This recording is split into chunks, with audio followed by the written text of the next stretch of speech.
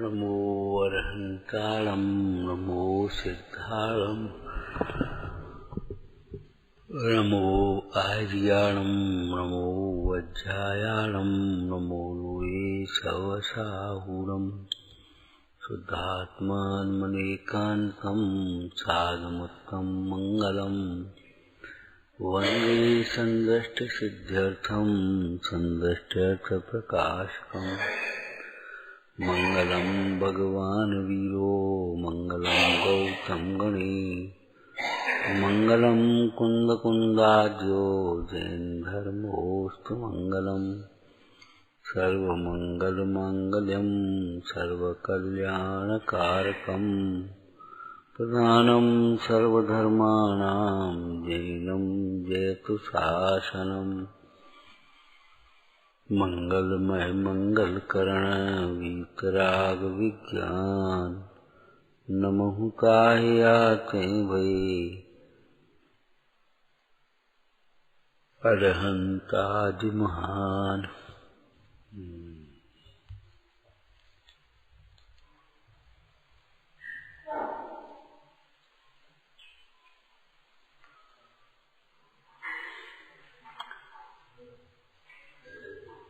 अनंत परमेष्ठी के स्वरूप के चिंतनात्मक सूत्र बोलो। नंबर 1, ग्रस्तपना त्यागने योग्य है।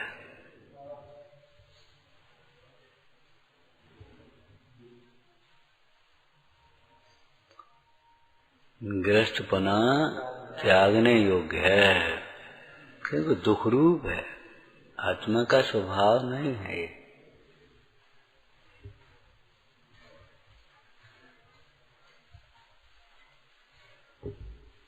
क्या करें तो क्या करें, ये क्यों, काय के लिए त्याग नहीं योग्य।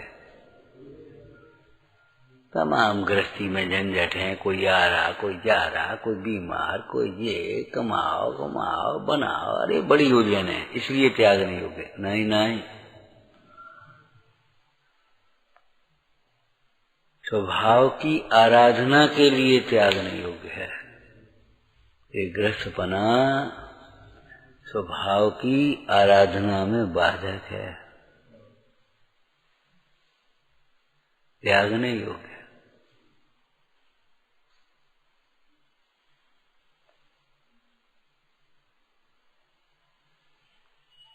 और खुलासा कर तो थोड़ा, गृहस्थपना त्यागने योग्य का अर्थ क्या है। जैसे कोई व्यक्ति आलू खाता नहीं है तो वो त्याग करने का मतलब अब कभी खाएंगे नहीं, आशा टूट गई। और खाता है तो अब नहीं खाएंगे, त्यागने योग्य का मतलब ये है।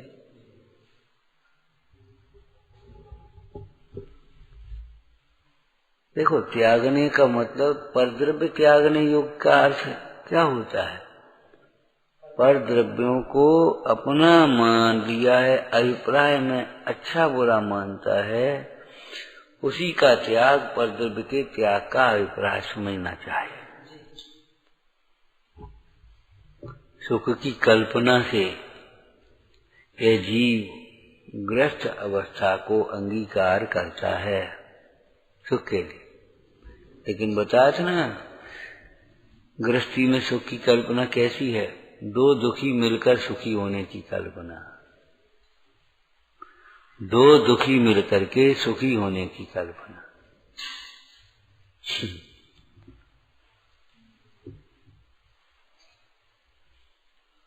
त्यागने योग्य है।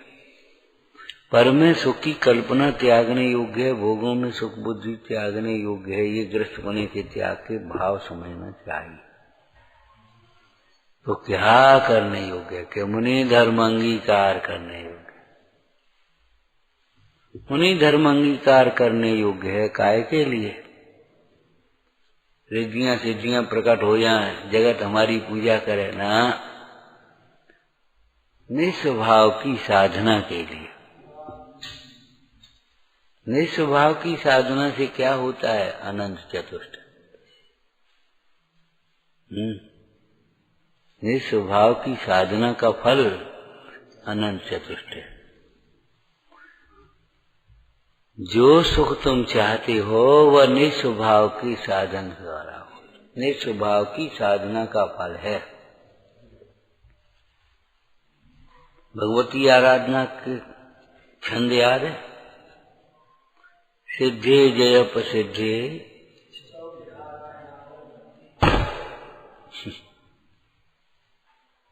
हिंदी हिंदी अर्थ बोलो बेटे। सिद्धे जय प्रसिद्धे, वे सिद्ध भगवान जयवंत हैं, प्रसिद्ध हैं। कैसे हैं सिद्ध भगवान? 4 प्रकार की आराधनाओं के फल को प्राप्त हैं। सिद्धे जय प्रसिद्धे चौ विहाराहणा फलम पते, 4 प्रकार की आराधनाओं के फल को प्राप्त हुए। 4 प्रकार की आराधनाओं के फल क्या है? सिद्ध दशा की प्राप्ति। इस शरीर के साथ में इतनी आदि व्याधि लगी हैं, अशरीरी दशा कैसी होगी सोचो। इन कपड़ों में कितनी उलझन है, निर्जन दशा कैसी होगी। जिस परिग्रह के साथ इतना टेंशन है वह परिग्रही दशा कैसी होगी।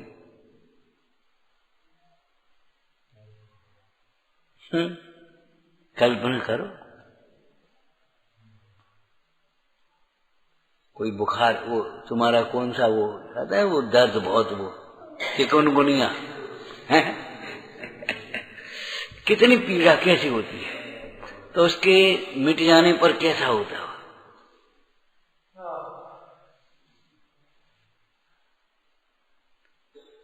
जिस मोह से, जिस राग से, जिस द्वेष से जीव दुखी होता है, उसका अभाव होने पर दुख का अभाव होगा ही।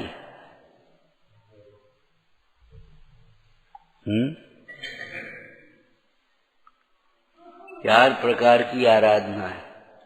इसको परमार्थ से कहो, क्या कहना है? 4 प्रकार की आराधनाओं की परमार्थ भाषा देना है हमको। 4 प्रकार से शुद्धात्मा की आराधना,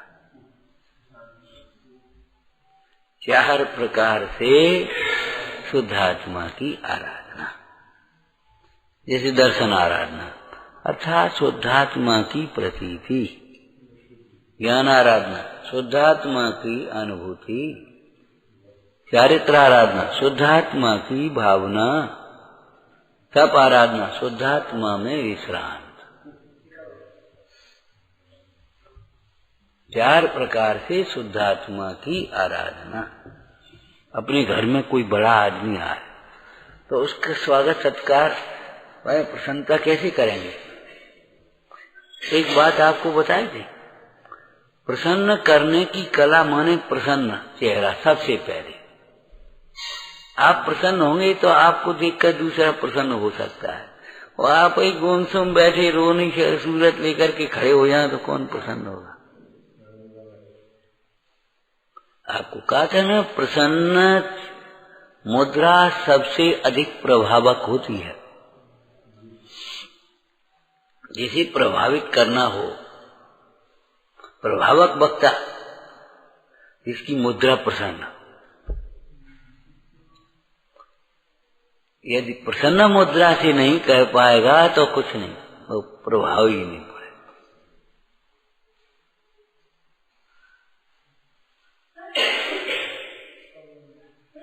सौम्य मुद्रा है ना, निर्विकारी मुद्रा। आयोध अंबर अंग विकारादिक काम क्रोधादिक निंद्य भावों के चिन्ह उनसे रहित परम औदारिक शरीर जिनका है वे अनंत हैं। आयोध अंबर अंग विकार आदि से रहित सौम्य मुद्रा है। अभी परम औदारिक नहीं है, शरीर तो औदारिक ही है, ऐसे मुनीश्वर हैं।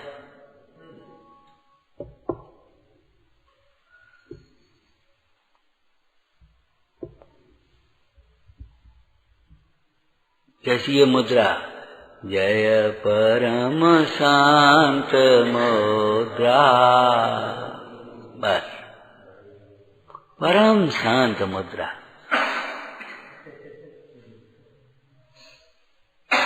परम शांत स्वरूप, उस स्वरूप की अनुभूति होने पर मुद्रा स्वयं शांत। प्रसमरस भावे नितरती,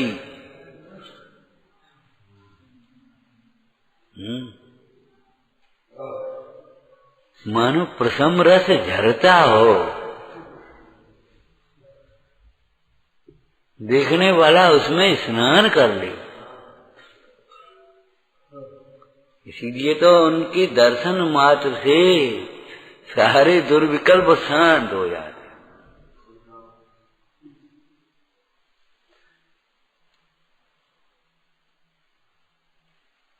बिना कहे वह शांत मुद्रा भव्य जीवों को शांतता का उपदेश दे रही है, बिना कहे।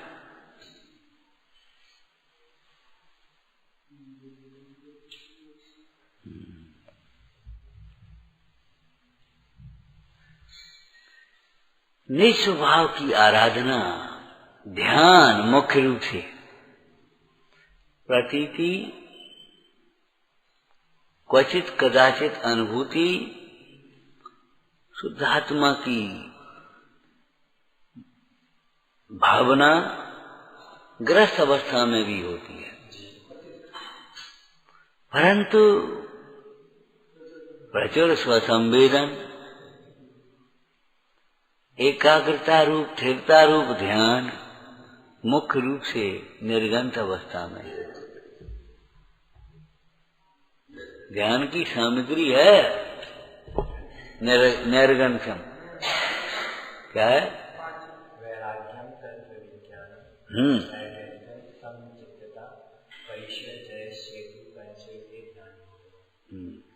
बोलो। वैराग्य, तत्वज्ञान, निर्गंथता, निर्गंथता। आगे बोलो। समचित्तता, समता भाव और परिचय है। जिनके जीवन में है उन जीवों को आत्म ध्यान होता है। बहुत लोग कहते क्या करें, ध्यान में मन नहीं लगता। कहीं दूसरी जगह लगता होगा। मन है तो मन तो लगेगा ही भाई, संगी पंचेंद्रिय विचार तो करेगा ही। तत्व विचार नहीं करेगा तो विपरीत विचार आएंगे। तो मन यहाँ नहीं लगेगा तो कहीं लग रहा होगा मन, वहां से हटा तब यहाँ लगेगा। इसीलिए तो नास्तिक पूर्वक अस्थि का कथन किया ना, ग्रस्तपना त्याग का। आपको एक दृष्टांत दिया था, कपड़े पहनती हो तो पहले बनियान पहनोगे, फिर कमीज पहनोगे या कुर्ता पहनोगे, उसके ऊपर फिर जैकेट पहनोगे। ऐसे उतारोगे तो पहले बनियान उतारो, फिर कुर्ता उतारो, फिर जैकेट उतारो, और जैसे पहने वैसे उतारो। ऐसे थोड़ी होता है। पहने भीतर से बाहर और उतरेंगे तो जाओगे तो इधर से और लौटोगे तो हाँ? ऐसा ही है। ताला लगाओगे तो ऐसे और खोलोगे तो उल्टा क्रम है।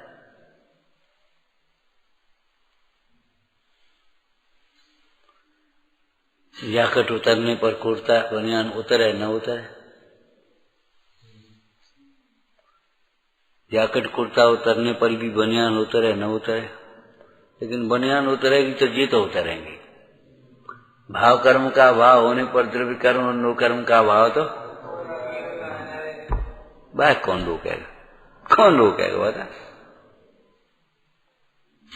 जटाजूट उठने हटाओ नारियल पे, नरेटी टूटे न टूटे, नरेटी हटाओ छिलका उतरे न उतरे। लेकिन जब गोले का ये छिला हुआ गोला जो आप चढ़ाने के लिए ले आते हैं ना, उसकी तो नरेटी और वो जटाजूट पे और छिलका पे तो उतरे ही है, उनमें कुछ नहीं हो सकता।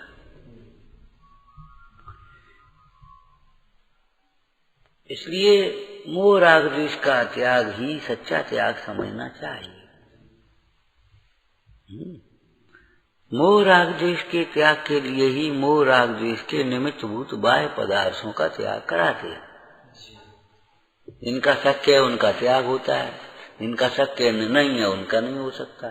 जैसे मुंदाज और अनंत भी शरीर का त्याग कैसे करेंगे बोलो? शरीर का त्याग नहीं कर पाए।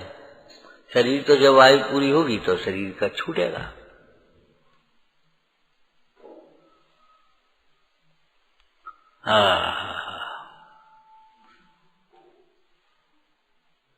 राजा तपस्वी के दर्शन करने जाता था, साधु का। रोज आपको सुनाया था, याद आया कुछ? रोज दर्शन करने आए, थोड़ी बहुत चर्चा संगति हो गए और अपने चला आ गया। रोज का क्रम। और संयोग की बात, दोनों की देह छूट गई। एक ही दिन दोनों की देह का विसर्जन हुआ। लोगों को बड़ा आश्चर्य हुआ। लोगों ने पूछा कैसी गति हुई होगी? कि राजा तो स्वर्ग गया और साधु नरक चला गया। महाराज भूल तो नहीं गए? क्या कह रहे आप? मैंने तो ज्ञानी से पूछा कि दोनों की गति कैसी होगी? कि राजा स्वर्ग गया और साधु नरक गया। बोले ऐसा क्या? कि साधु को देख करके राजा विचारता था कहाँ हम उलझे हैं जामे। देखो जी कैसे अपने मस्त अपने स्वरूप की साधना करते हैं, आनंद में मगन है। धन्य है इनको, इनका जीवन धन्य है। और साधु को विकल्प आ गया अंत में, अरे कहाँ चक्कर में पड़ गए। देखो कैसे छाट बाट रहा है, हाथी बच रहा, ऊपर से छत लगे, झूठ लगे, आनंद ही आनंद। देखो अगल बगल आदमी भीड़ गए हो महाराज की। मतलब समझ गए, राजा की दृष्टि साधु पर और साधु की दृष्टि। तो ग्रस्त बना त्यागने योग्य हम आपसे ये कह रहे, इनको देख देख करके ये मत सोचना अपनों का घर नहीं है, अपने पास पैसा नहीं है, अपना कुछ इंतजाम नहीं है। अरे रे प्रभु, ये पागलपन मत है ना, बेकार हो जाएगा, त्याग उल्टा हो जाएगा। मात गृहस्थी नहीं, ग्रस्त बना त्यागने योग्य है। मुनि धर्म ही अंगीकार करने योग्य है। पद्म पुराण में से बोलो, बोलो प्यारी सी लाइन बोलो।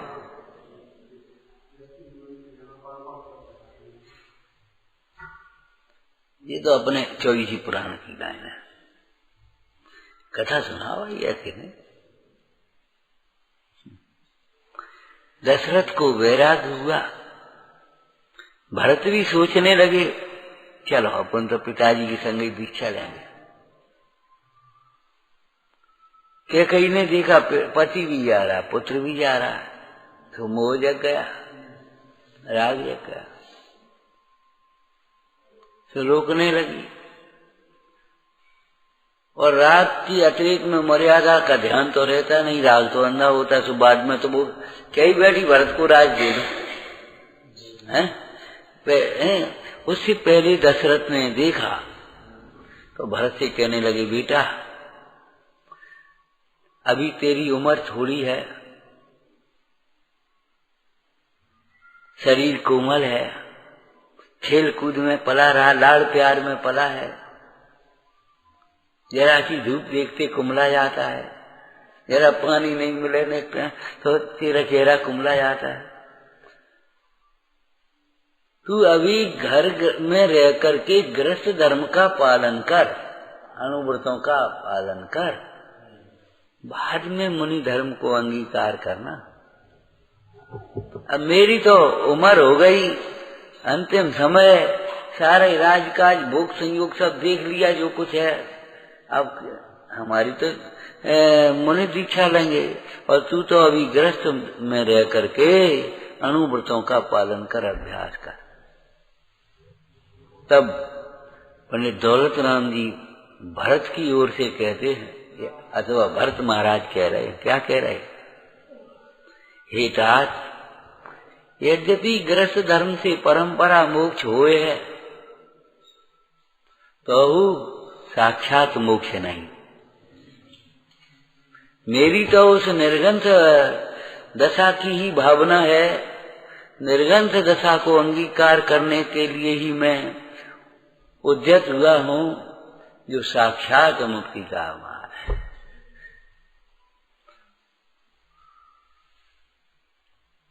आपको मालूम है, श्रमण को मोक्ष मार्गी कहा और श्रावकों को श्रमणोपासक कहा। मोक्ष मार्गी तो श्रवण है, साधु ही सिद्ध होते हैं। साध हुआ तो सिद्ध हुआ, करनी रही न को।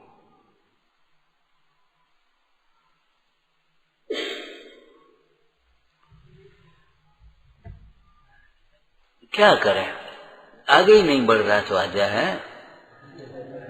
भीतर भीतर घुसना है, आगे क्या बढ़े बोलो। ग्रस्त बना त्याग नहीं योग्य।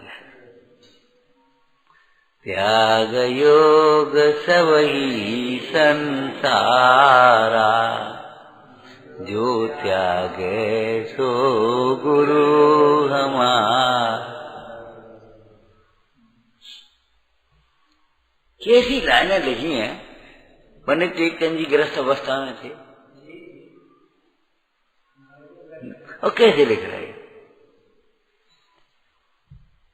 जिसको मुनि दशा की भावना नहीं, निर्गंथ पद की भावना नहीं, वह कैसे सम्यक दृष्टि हो सकता है। नहीं ले पा रहे वो अलग बात है, लेकिन भावना नहीं है तो कैसे हो सम्यक दृष्टि होगा।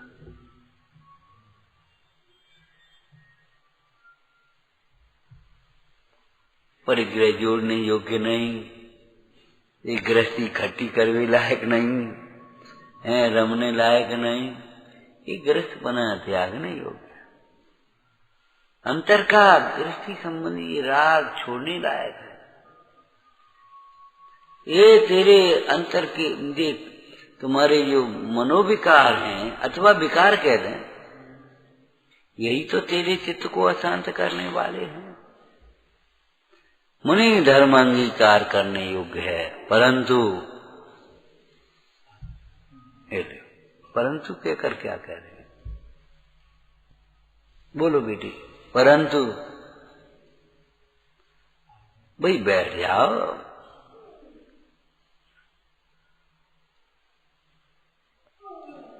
बोलो बोलो। अरे तुम्हारा मुनि धर्म अंगीकार करने योग्य है, परंतु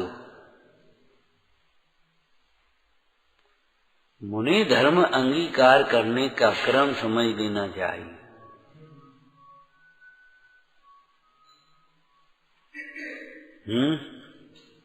प्रथम सच्चा तत्व ज्ञान हो,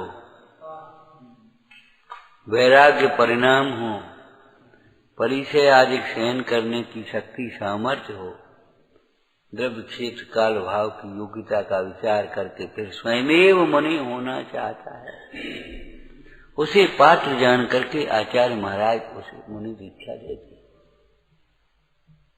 तत्व ज्ञान बिना नहीं। कल एक बात कही थी कि आज कही थी, बोलो आज कही थी दोपहर में। ये धर्म भावना प्रधान है, परंतु भावुकता है। बिना सोचे समझे चलो अपन दो, ऐसा नहीं। मुनि धर्म अंगीकार करने योग्य है।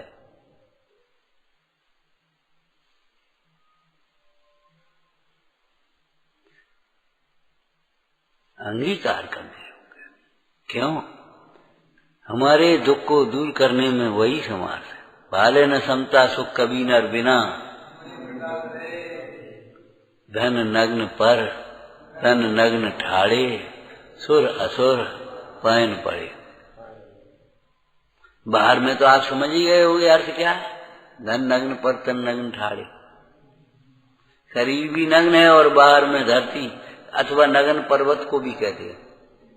पर्वत को कहें ऐसे पड़े, धन नग्न पर तन नग्न ठाड़े, सुरासुर पायन पड़े हैं, और भीतर में धन नग्न पर निरावरण निर्गंध स्वरूप पर हैं, नग्न होकर के खड़े, निर्विकारी होकर निर्गंध होकर के खड़े, विरक्त होकर सबसे। और सुरासुर पायन पड़े, पुण्य पाप के परिणाम पायन पड़ गए।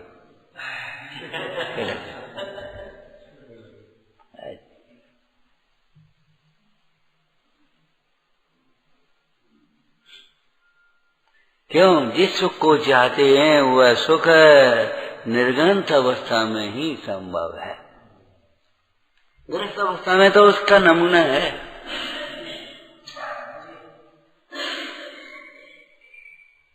उसका एक चखने को दे ना।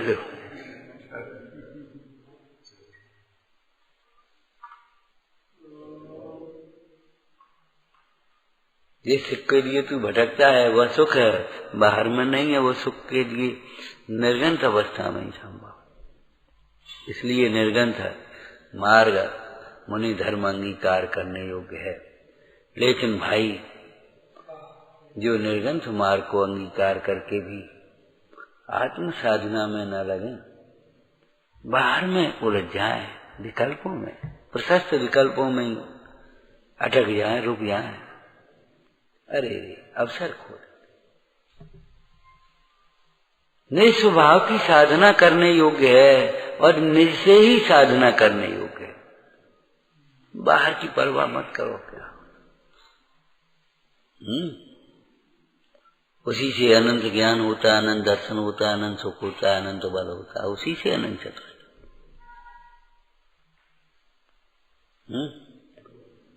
आगे क्या कहा था? फिर तो परिभाषा है अनंत चतुष्टय की। आगे क्या कहा था? तेरे चित्त को अशांत करने वाले तेरे ही विकार हैं। अशांति के अभाव के लिए अपने इस मोह राग द्वेष को जीतने का उद्यम करो। उनको जीतने के लिए तत्व अभ्यास करो। ये दोष ही तेरे देवादेवपने को, तेरी प्रभुता को प्रकट करने में बाधक हैं। इन दोषों को खींच खींच के निकालो, जैसे कांटा निकालते।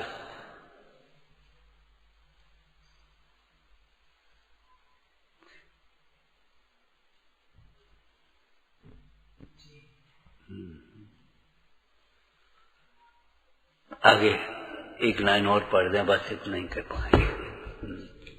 जिनके वचनों से धर्म तीर्थ प्रवर्तता है। ये चर्चा पहले भी कर चुके थे। क्या मतलब है? धर्म तीर्थ माने रत्नत्र प्रकटता है, सुख प्रकटता है फल में। इसलिए जिन वचन सुने अनसुनी मत करो और दुनिया की मत सुनो। जे का कह रहे बे का कह रहे बे का करे कछु मत सुनो। तुम्हें अगर अपना कल्याण सुखी होना हो, कल्याण करना हो, वो आत्मन तुझे अगर धर्म तीर्थ की प्रवृत्ति करना है, प्रकट करना है रत्नत्रय है, तो जे का कह रहे बे का करे जगत की मत सुनो।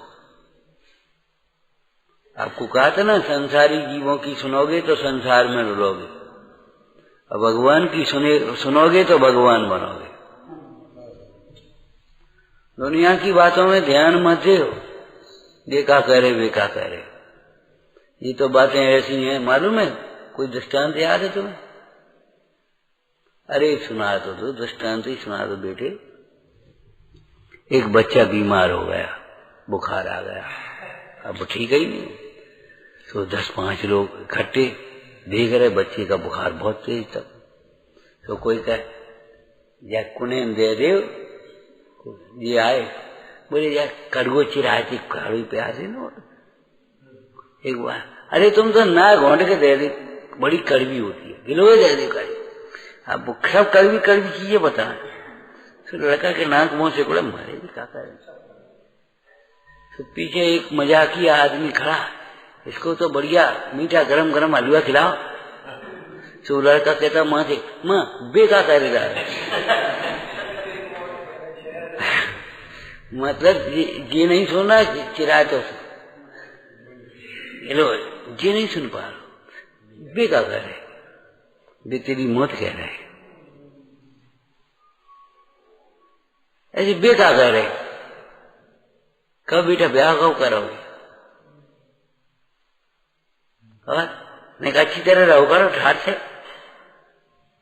भगवान ने को दो तुम्हारे पास सब है, तुम काय को ऐसे रहे तो अच्छी तरह ठाट से पहनो करो, खाओ पियो करो। अरे जब उम्र पे काटे आग के चक्कर में पड़े, ये तुम्हारी मौत कह रहे।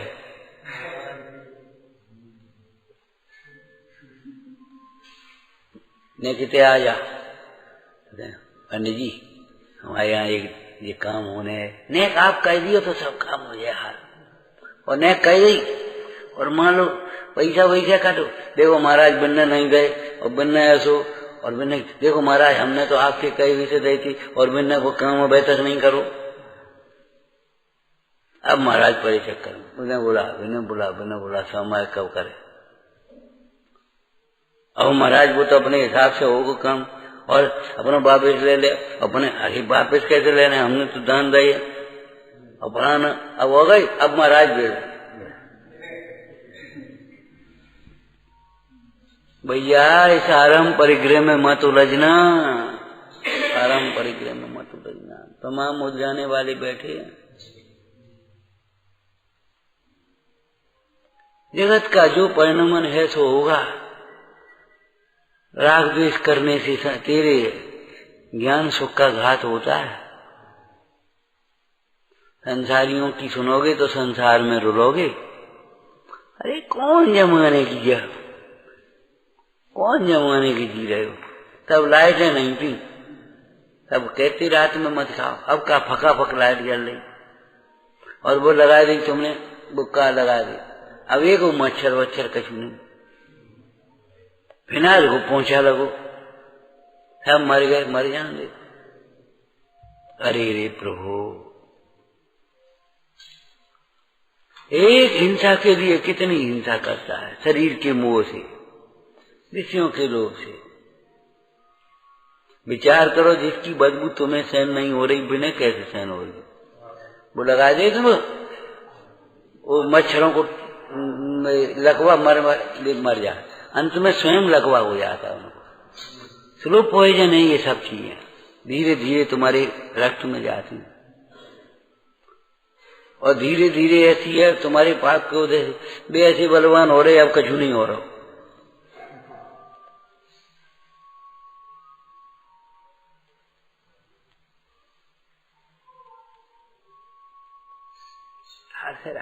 पुराने जमाने की बातें हैं, पानी छानो, अब देखो फिल्टर करो बढ़िया है, तुम एक छन्ना दो छन्ना देखो कैसे फिल्टर बढ़िया, ये ढोकर तो जो ही है। पुराने जमाने की बातें करते साहस में, तब कछु नहीं तो अब अपने बढ़िया कहा। भैया रे ऐसी बातें मत सुनो, ऐसी मत करो। दशानंद ने क्या कहा था, ऐसे उंगली लगा ली, ऐसी पाप की बातें हमसे मत करो। वो ब्रह्मा के प्रसंग में उंगली लगा ली, ऐसी पाप की बात मत करो। आगम के विरुद्ध चर्चाएं, विषय कषाय को पोषण करने वाली चर्चाएं, स्वच्छंदता को पोषण करने वाली की ओर ले जाने वाली चर्चाएं।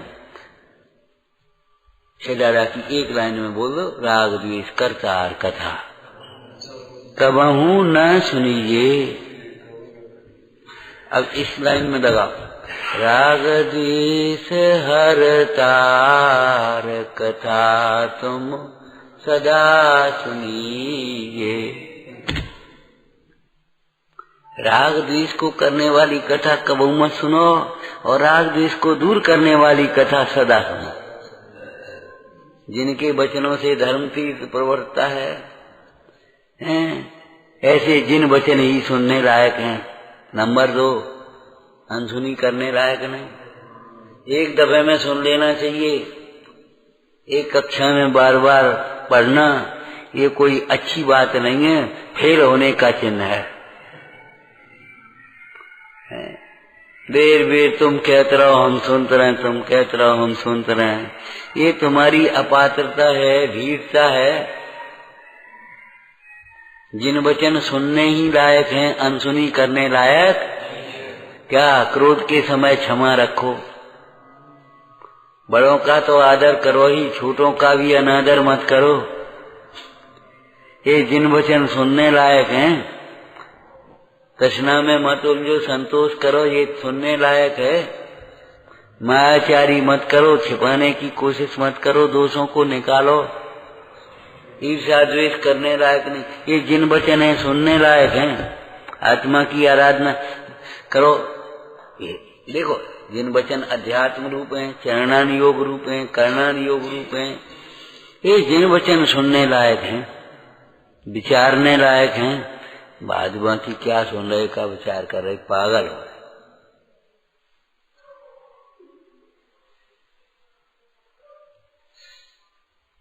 समझ में आया ना?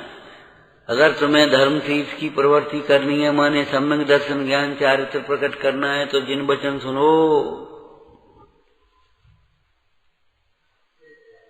जिन वचनों को सुनने वाले जीव सम्यक्ति होते हैं, ज्ञानी होते हैं, साधु होते हैं, अंत में मुक्त होंगे।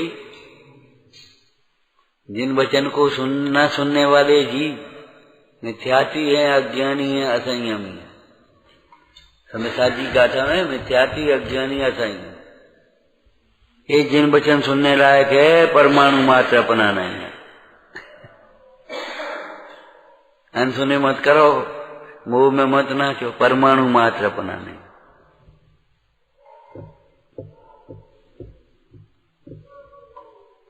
इच्छाओं की पूर्ति संभव नहीं है। जैसे लौकिक में परिस्त्री सेवन पाप है, ऐसे ही अध्यात्म समझो मोक्ष मार्ग में पर द्रव्य को अपना मानना पाप है। पर द्रव्यों में रमना पाप है। पर धन का चुराना, चोरी पाप है। ऐसे ही ये पर द्रव्य को अपना मानना, पर भावों में सुख मानना, ये पाप है। भैया ये जिन वचन है, ये मत सोचियो। देखो पंडित जी ने कही, हमने नहीं मानी, कहा हो जिन वचन का अनादर करके संसार में रुक जाए। देखो अच्छा, अब किताबन में तो सभी बातें लिखी हैं तेरे इसके लिए। किताबें नहीं, पहले तो जिनवाणी है, शास्त्र है। चाहे वो करणान योग की कथन हो, जिन वचन हो, चाहे चरणान योग रूप जिन वचन हो, चाहे द्रव्यान योग रूप जिन वचन हो, चाहे प्रथमान योग रूप जिन वचन सुनने लायक हैं। और सुनना कब कहते हैं? खड़े हो जाओ, तो खड़े हो जाओ, तब सुनना हुआ कहा जाएगा।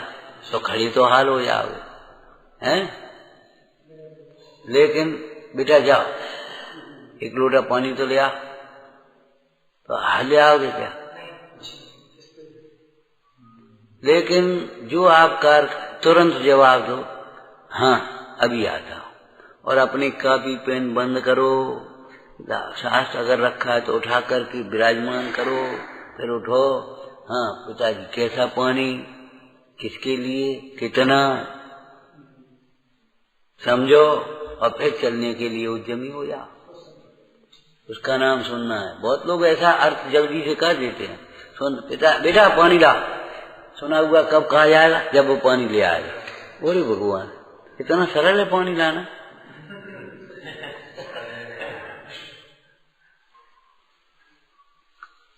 पानी लाने के लिए उद्यमी हो जाए, जो काम कर रहा है उससे हट जाए, रुक जाए, और सुनने के लिए, समझने के लिए तैयार हो जाए, तब सुना हुआ कहा जाए। बाद की प्रक्रिया आगे चलेगी, लेकिन यहाँ से शुरुआत तो हो। ऐसे ही जिन वचन सुनने का मतलब क्या है कि जब परिग्रह छूट जाए, वो छूट जाए, अरे तो 12वें गुणस्थान में छूटेगा मोह, 14वें गुणस्थान में छूटेगा दर्शन मोह। अरे सुना हुआ तो तब कहा जाए जब उसके ऊपर विचार करना चालू हो जाए, विचार करने लगे। और विचार करेगा तो सत्य भाषित होगा, तो उसका आचरण होगा। बाद बाकी तो ठीक है ये सब।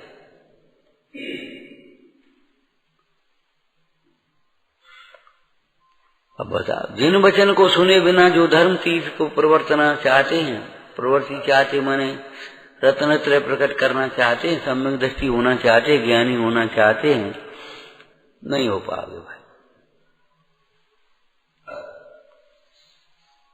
हाँ, अब समझ में आई? नहीं, कभी नहीं सुनी जिनवाणी। जिनवाणी नहीं सुनी, इसीलिए संसार में भटक रहे हैं। सुनो, जाने क्या, एक जगह प्रसंग चल गया तो चर्चा हो गई, आपस में लड़ाई झगड़ा, तो बोले जी लोग सुनते पढ़ते कुछ है नहीं, बैठ की गांठ बांध के कहाँ जाएंगे, समझ में नहीं आ रहा, क्या हो? इनको यही पता नहीं है कितनी कथाएं हो गई, जिनवाणी नहीं सुनी तो। वो सब वस्तु जहां की तहां पड़ी है और अपन कसा करके कहां मरे।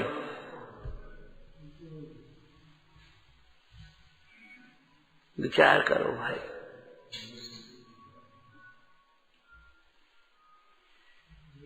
बस यही स्वाध्याय करो, जिन वचन सुनने लायक हैं अनसुने करते रहिए, अब अनसुने मत करना भाई।